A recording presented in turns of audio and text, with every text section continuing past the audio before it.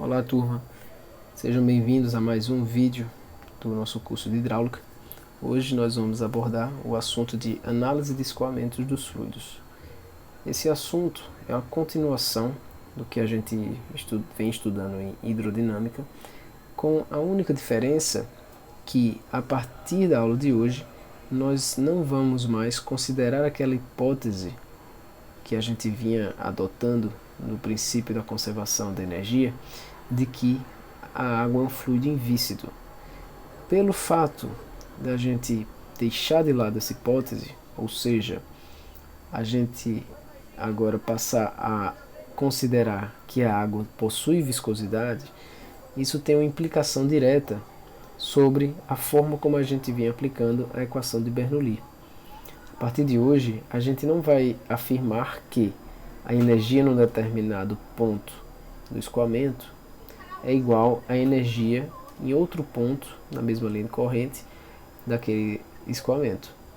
Na verdade, a gente agora vai contabilizar, vai considerar um gasto energético que existe, que é demandado pelo escoamento para que a água saia do ponto A até um ponto B mais adiante. Então, os assuntos que a gente vai abordar hoje, a gente tem uma agenda relativamente longa. A gente vai falar dos tipos de escoamento, é um assunto que normalmente a gente estuda em mecânica dos fluidos, então esse tópico 1 vai estar nos livros de mecânica dos fluidos que eu sugeri para vocês. E aí a gente chega então no cálculo da perda de carga. E a gente vai ver que existem dois tipos de perda de carga. Hoje a gente só vai falar da perda de carga distribuída. E em seguida a gente vai apresentar as equações que determinam essa perda de carga. Bom, para a gente poder chegar no cálculo da perda de carga, a gente tem que saber, tem que definir o tipo de escoamento.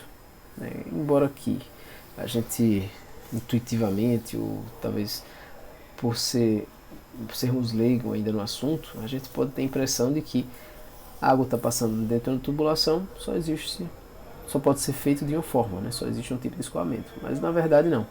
Dependendo da velocidade com que essa água passa por dentro dessa canalização, nós temos diferentes tipos de escoamento. Para a gente poder entender isso melhor, a gente vai assistir um vídeo, eu separei aqui para vocês, está aqui o link, um vídeo do YouTube que mostra o seguinte fenômeno. Bom, então vocês devem estar vendo aqui, eu vou dar play. Então o que é que está acontecendo? Existe, na verdade, só para a gente entender, essa parte mais escura, na verdade essa transição aqui entre essa região e essa aqui de fora é uma parede de um tubo, e aqui a gente tem outra parede de um tubo. Então toda essa região aqui que eu estou destacando com o mouse é um tubo. Esse aqui é um tubo de acrílico transparente. Isso que vocês estão vendo de azul não é uma linha, não é um objeto fixo, na verdade é um corante. Aqui o vídeo está pausado, já vocês vão ver que esse corante ele vai começar a sofrer alguma alteração. Então até esse momento, no início do vídeo, vou até voltar um pouquinho aqui, nesse início do vídeo não existe praticamente nenhuma distorção, nenhuma deformação do fluido, então ele ocorre com uma velocidade tão baixa que um corante que você libera aqui no escoamento, ele segue sempre a mesma trajetória. Então nesse tipo de escoamento que a gente chama de laminar, o que é que acontece? O escoamento ele ocorre simplesmente por deslizamento entre as camadas de água, sem que essas camadas sobrepostas elas se misturem. Por isso que ao liberar um corante dentro da tubulação, ele segue sempre a mesma trajetória. Não existe mistura entre as camadas que estão ao redor dele e essa camada de fluido que é o corante. Quando eu falo de traçador e corante, eu estou falando da mesma coisa. Então, o que é que vai acontecer à medida que a velocidade for aumentando? E esse aumento de velocidade ele vai ser percebido aqui pelo aumento desse número de Reynolds, certo? Esse RE aqui é o número de Reynolds. Por enquanto está um número bem baixo. Então vocês vão ver que esse número vai aumentar, implicando no aumento da velocidade. E à medida que a velocidade vai aumentando, o que é que está acontecendo?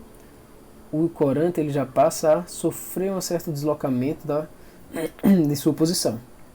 Quanto mais aumenta, mais ele se deforma. E o que é que está acontecendo agora? Ele praticamente já está se misturando, né, com a água, e quanto eu aumentar mais ainda o número de Reynolds, praticamente a gente não vai conseguir mais enxergar uma única trajetória do corante. Ele agora já está, desculpe, já está se misturando com a água.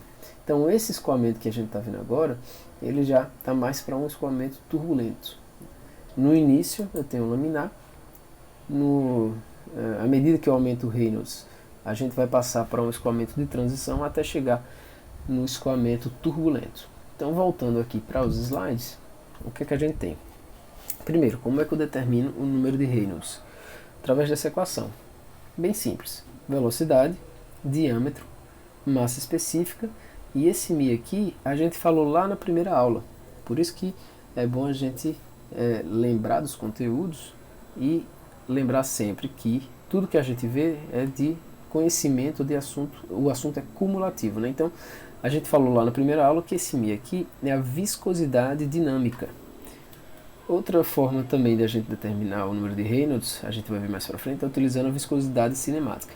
Mas por enquanto vamos manter em mente que esse daqui é a forma, né? A fórmula do número de Reynolds. E em função do valor do número de Reynolds, eu vou ter como definir o tipo de escoamento, o regime de escoamento. Então, por exemplo, o número de Reynolds menor que 2000, eu tenho o regime e o fluxo laminar. O número de Reynolds maior que 4000, eu tenho o regime ou fluxo turbulento. Qualquer valor nesse intervalo é o que a gente chama de fase de transição. Então, nesse intervalo, nesse escoamento de transição, a gente vai ter o que a gente chama de velocidade crítica. Muito bem, então uma vez definido, né, os intervalos do número de Reynolds, a gente pode então passar para a definição de linha de energia. O que é linha de energia? Na verdade, a gente já sabe o que é energia total. A linha de energia nada mais é do que uma representação geométrica do estado energético do escoamento numa dada seção da tubulação, certo? Então, se você precisa, talvez seja bom parar, dar um pausa no vídeo, né, tentar, talvez até voltar e ouvir novamente isso que eu acabei de falar, processar, pensar um pouquinho para entender bem direitinho o que é que isso significa, né? Então, se você já entendeu, vamos então para a figura para poder fazer essa associação de forma mais visual. Então, o que é que eu tenho aqui? Eu tenho uma canalização, né, eu tenho escoamento, está vindo na direção da esquerda, no sentido esquerda e direita. Então, o ponto 1 é o ponto de montante, o ponto 2 é o ponto de jusante.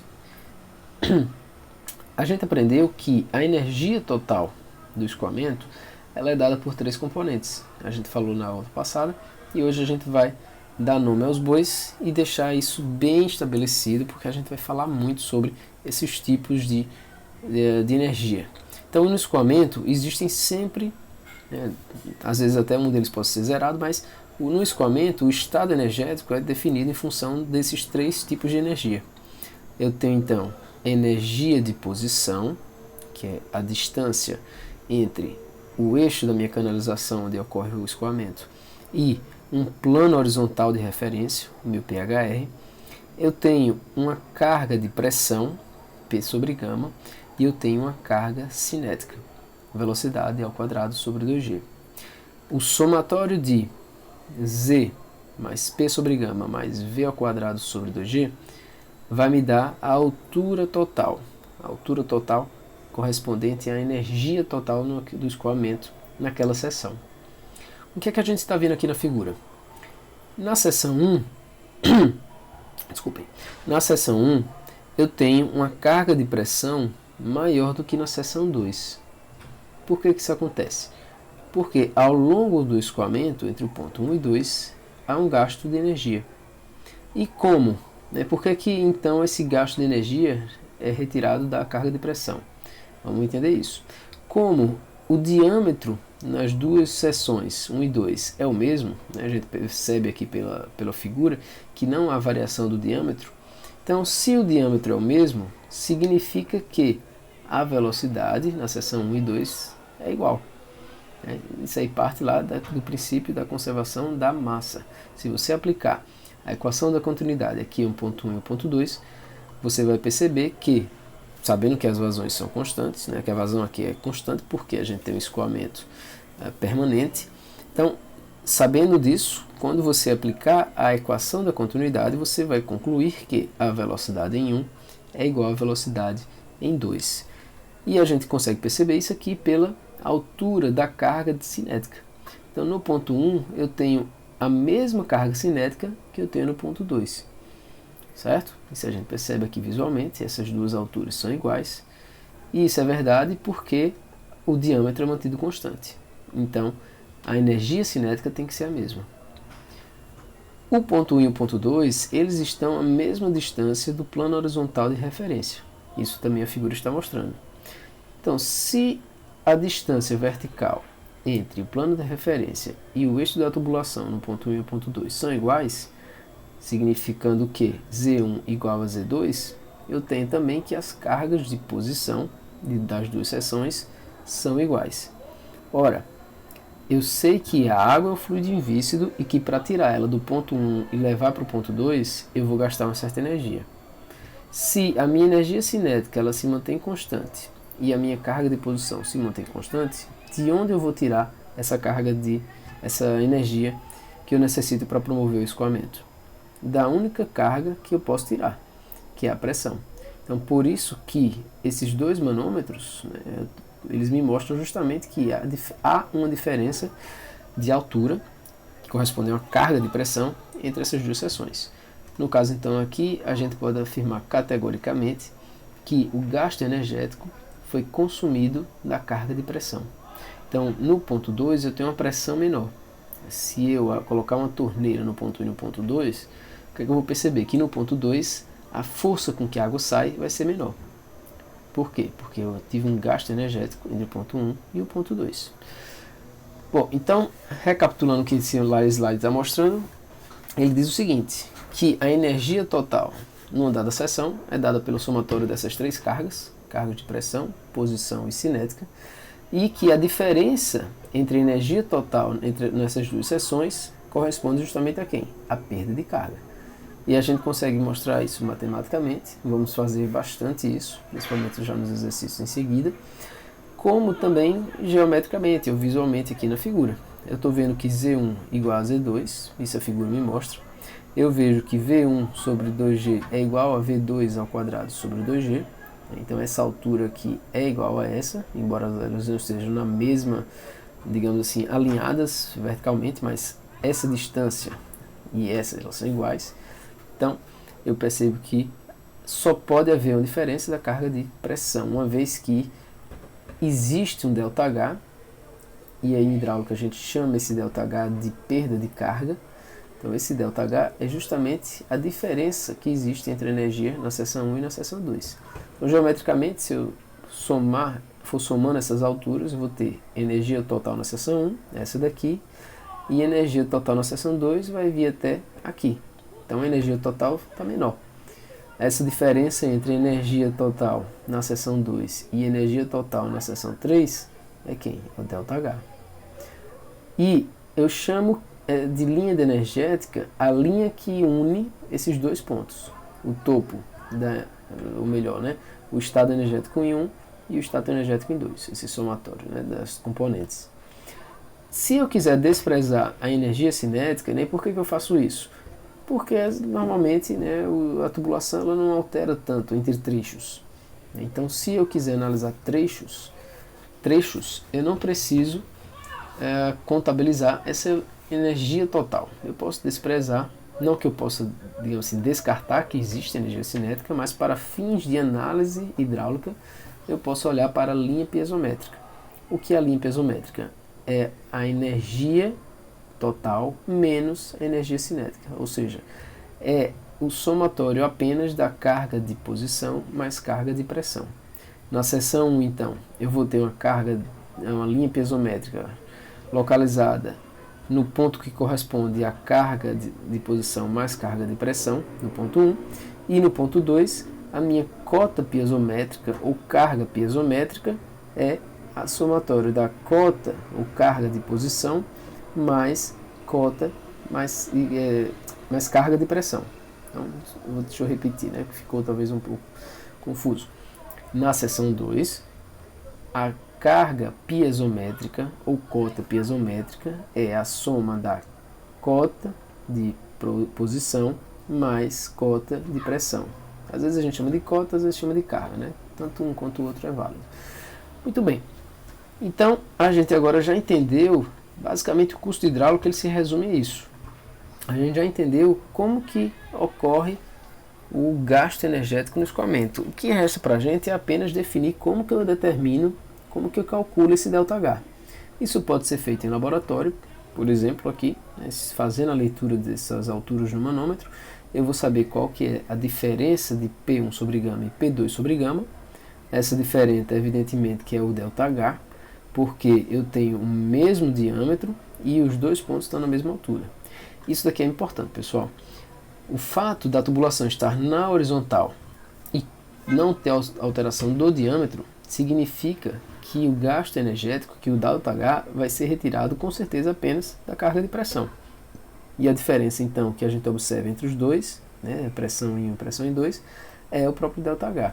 Se essa tubulação ela for inclinada, o quadro já muda. Eu tenho que contabilizar também a carga de posição. E se houver alteração do diâmetro, mais um fator para ser considerado, a carga cinética. Bom, nos exercícios isso vai ficar bem claro. Mas por enquanto vamos tentar entender o que é essa cota piezométrica, que é P sobre gama mais E, o que é a linha piezométrica, que é o estado energético da pressão e posição em cada ponto da tubulação, e a linha energética, o equivalente, mas agora considerando a energia cinética. Muito bem, então nessa aula primeira a gente vai apenas estudar a perda de carga distribuída. Mas é importante a gente saber que existem dois tipos de perda de carga, a distribuída e a localizada. A perda de carga distribuída ou contínua ela ocorre ao longo das tubulações e ela vai ser expressa em termos de linha piezométrica e de linha de energia, né? A gente pode determinar utilizando um ou outro.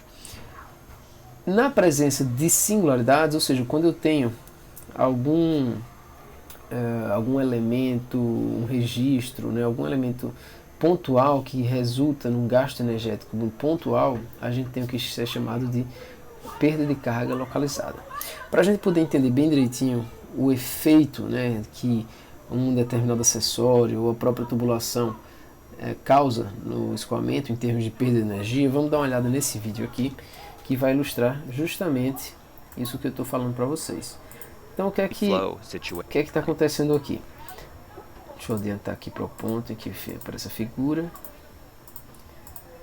Então o que é que a gente tem nesse desenho? A gente tem um reservatório, certo?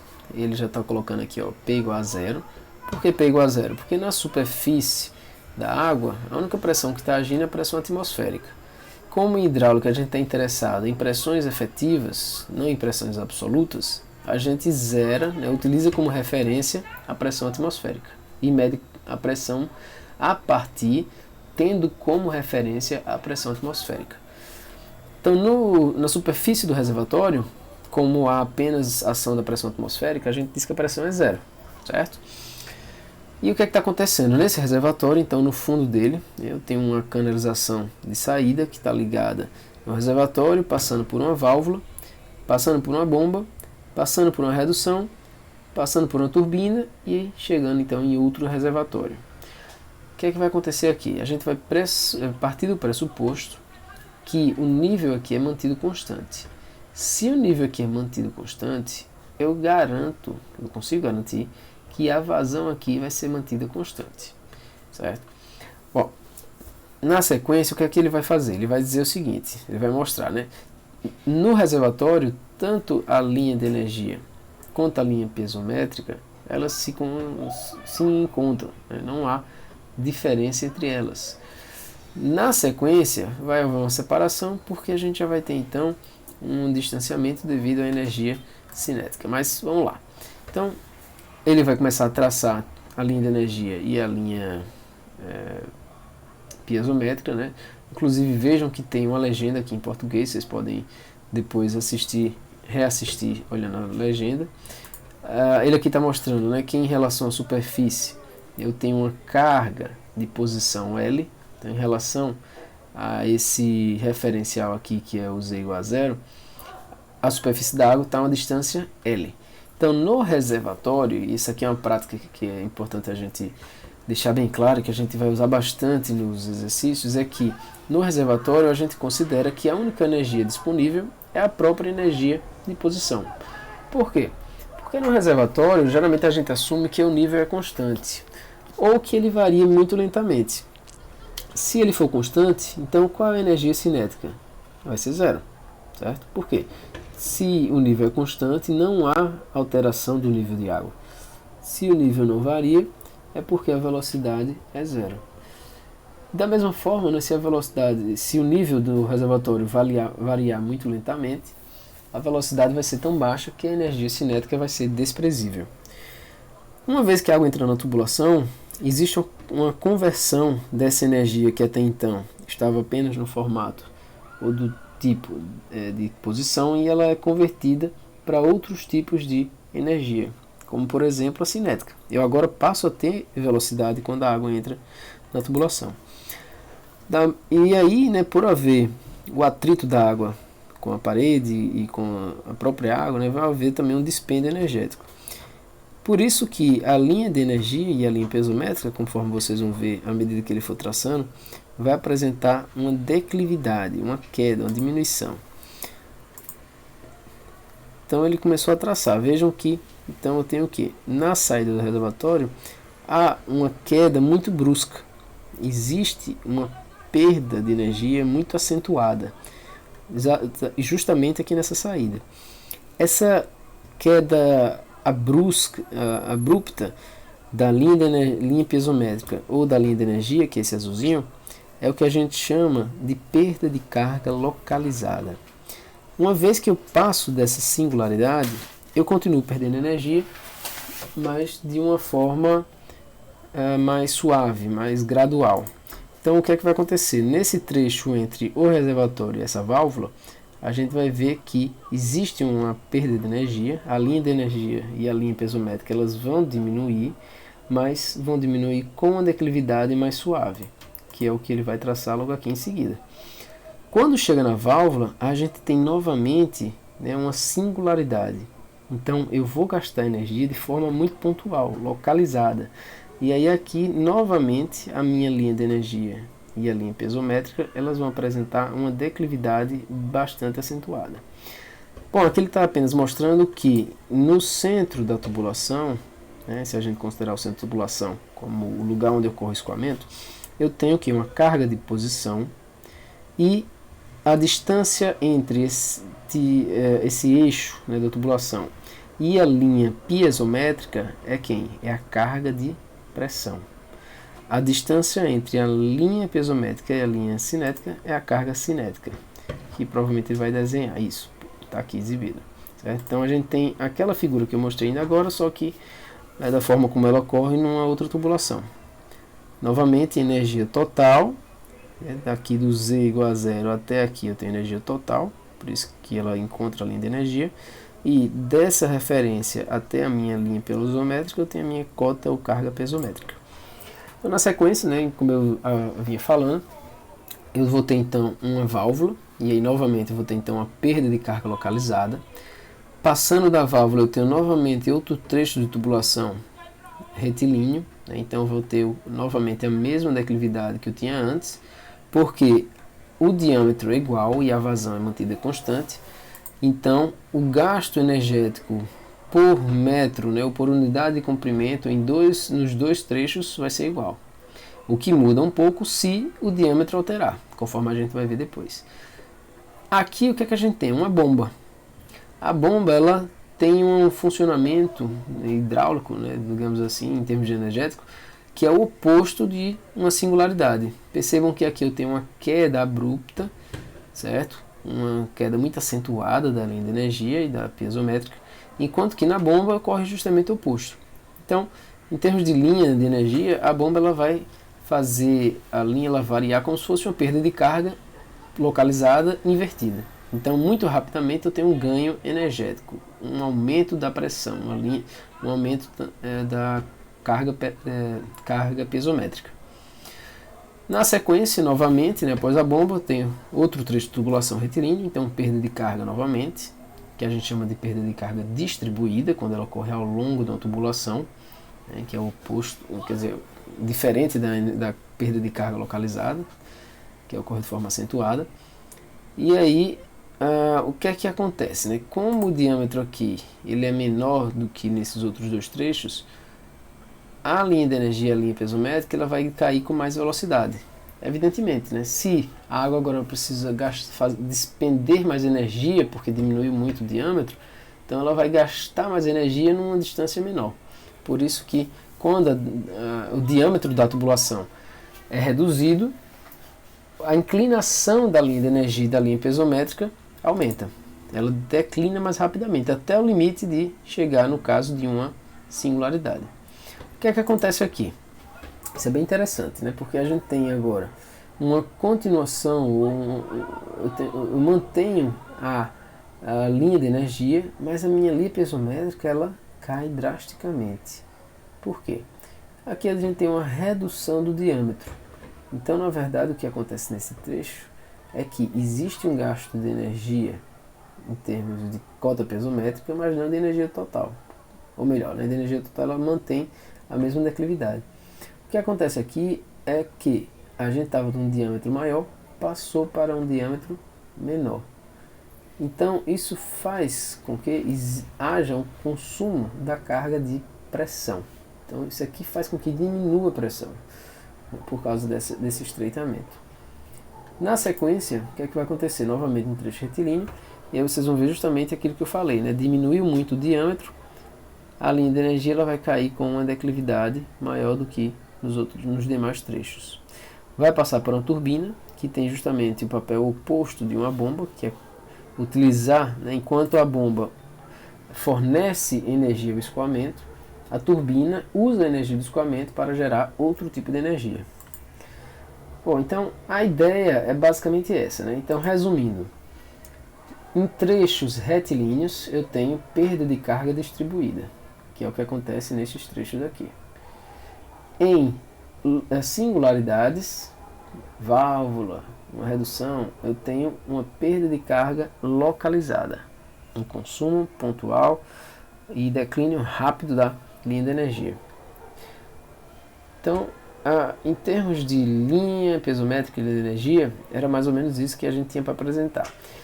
Voltando aqui para os slides, a gente precisa agora determinar determinar as equações, né, para calcular a perda de carga distribuída, né? Lembrando que a gente tem então perda de carga distribuída e localizada, e hoje a gente vai falar apenas da distribuída.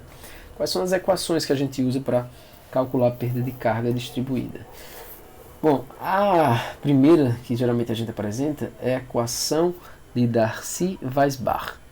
O que é essa equação, né? É importante também a gente mencionar que muitas vezes ela é conhecida e chamada de equação universal da perda de carga. É um nome um pouco pretensioso, uma vez que a gente conhece, sabe como é que a hidráulica funciona no planeta Terra, mas a gente não sabe se lá fora do universo é da mesma forma. Então, talvez um outro termo fosse mais adequado, mas é assim que ela é conhecida. Então, a equação de Darcy-Weisbach, ela vai me dar a perda de carga H, ou também a perda de carga unitária. Basta fazer um certo ajuste, mas a forma mais geral da equação é essa daqui. H em metro é igual a F LV ao quadrado sobre 2G. O F é um fator de atrito da equação de Darcy. L é o comprimento do trecho de tubo da tubulação. O trecho da tubulação é o comprimento dele. Diâmetro, o seu diâmetro em metro. Velocidade em metro por segundo e aceleração da gravidade também no sistema internacional. Esse é o formato mais, digamos assim, preliminar e tradicional da equação de Darcy. Em hidráulica, a gente não costuma trabalhar muito em termos de velocidade. A gente trata acaba utilizando mais a vazão, certo?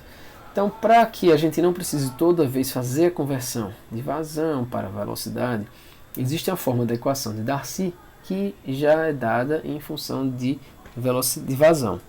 E a forma dessa equação é essa que está sendo mostrada. 0,0827 FL, que é ao quadrado, sobre D à quinta. Além da perda de carga total, a gente costuma calcular e apresentar e analisar também a perda de carga unitária, que é esse J aqui. Qual a diferença de H e J? H, perda de carga total de um trecho, certo? De comprimento L, e o J é a perda de carga por metro de tubulação, né? Percebam que a unidade aqui é metro por metro. Então isso aqui é como se fosse, por exemplo, a inclinação de um telhado, enquanto que o H é o desnível entre o ponto mais alto do telhado, a cumieira, e o ponto mais baixo, o beiral. Então a diferença é essa. Como é que a gente calcula o J? Basta dividir isso tudinho por L, ou seja, tirar esse L aqui da jogada. Percebam que ficou restando apenas aqui F, que é ao quadrado, D à quinta, além desse coeficiente de transformação que vem de quê? Quando você substitui esse V aqui por vazão sobre área, que é justamente aquilo que a gente viu aula passada, né? Q igual a VA, então V igual a Q sobre A. E aí acaba chegando, precisando fazer uma conversão de fatores, né? Basicamente isso aqui é o π sobre 4, etc.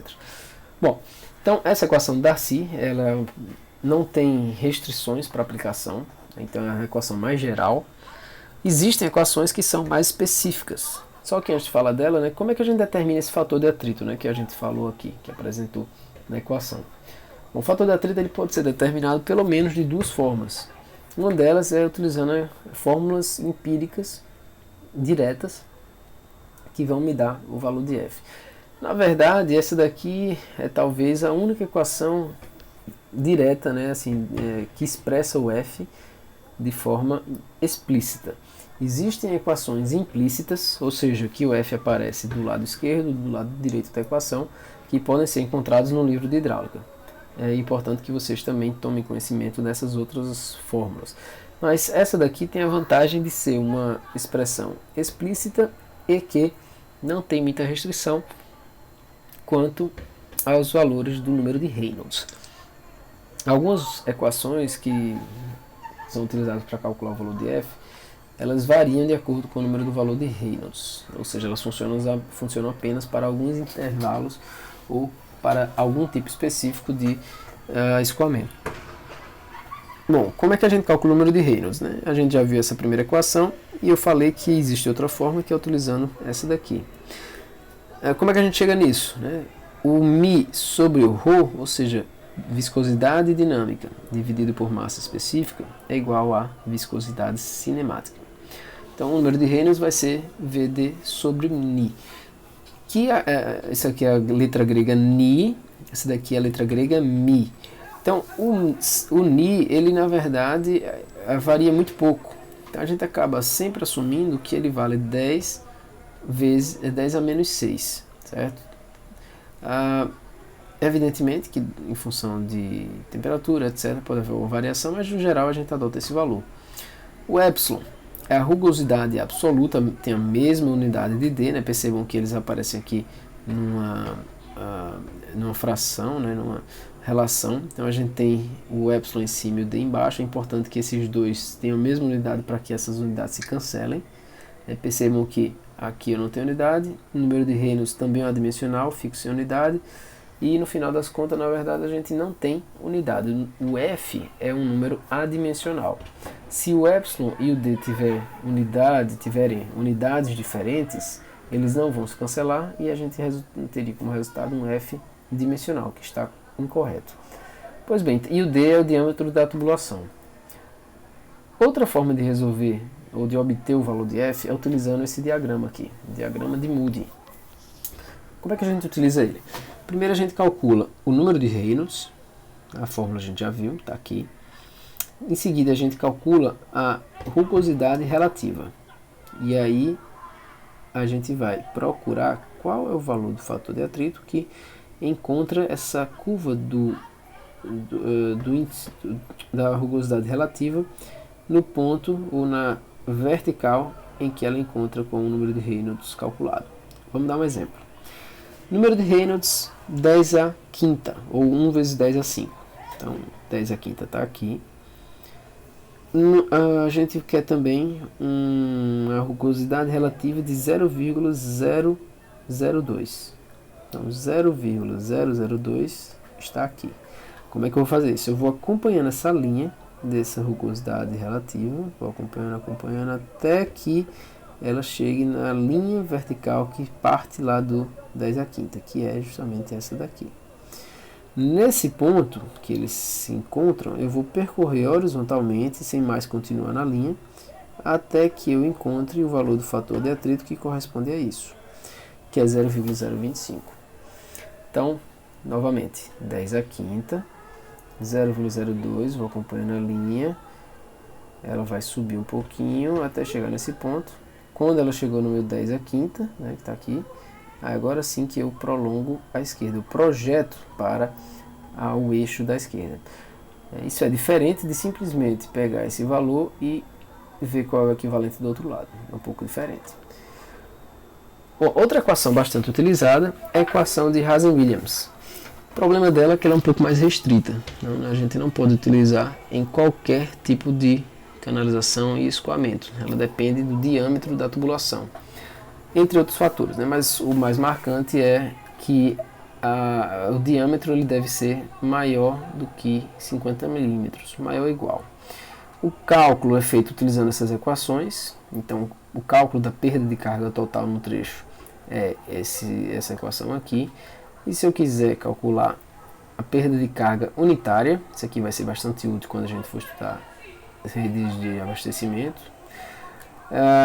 Quando eu divido então isso daqui por L, eu vou chegar no J, que é a mesma equação tirando L. Vazão em metro cúbico por segundo. Cuidado com as unidades, né? O pessoal sempre esquece disso e calcula a equação de Darcy, de Hazen-Williams, utilizando o valor equivocado, né? de unidade. Então, vazão em metro cúbico por segundo, comprimento em metro, diâmetro em metro. Então, ou seja, né, sistema internacional. E esse coeficiente de rugosidade, né? Da mesma forma que lá na equação de Darcy tinha o fator de atrito, aqui na equação de Hazen-Williams a gente tem um coeficiente de rugosidade. Isso daqui é tabelado, assim como os valores de rugosidade lá para calcular Darcy. O coeficiente de rugosidade varia de acordo com o material.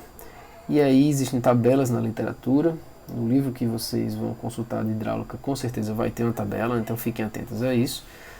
E basicamente na equação de Hazen-Williams é mais simples, né? Basta a gente ver qual é o material e jogar aqui na equação.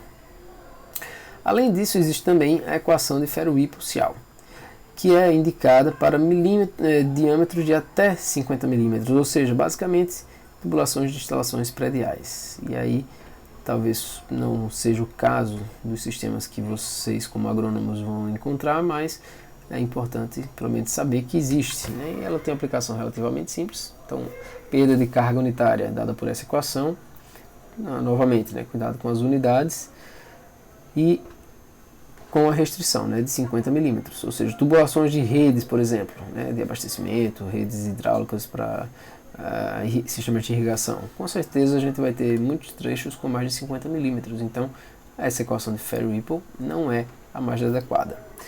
A universal sempre pode ser utilizada e a de Hazen-Williams para diâmetros maiores ou iguais a 50 milímetros. No próximo vídeo a gente vai resolver alguns exercícios, mas por hoje é só. Então, recapitulando rapidamente, vou voltar lá para a ilustração. A gente viu os tipos de escoamento. Então, a gente falou do regime de transição, regime turbulento, laminar. Falamos que quando ocorre o transporte de água numa tubulação, existe a perda de carga localizada e a perda de carga distribuída. E essa perda ela ocorre de forma geral porque existe o gasto energético, pois a água flui em vista. E a gente viu que quando há uma singularidade, ocorre a perda de carga localizada e quando não há, ou seja, quando as tubulações são retilíneas ou aproximadamente retilíneas, a gente tem a perda de carga distribuída. A gente viu também que para quantificar o ΔH, a perda de carga, a gente pode utilizar a equação de Darcy, ou a equação de Haas-Williams. Basicamente são as duas que nós vamos utilizar no curso. Bom, então é isso. Bons estudos e no próximo vídeo nós vamos resolver algumas atividades para fixar o conteúdo. Bons estudos para vocês.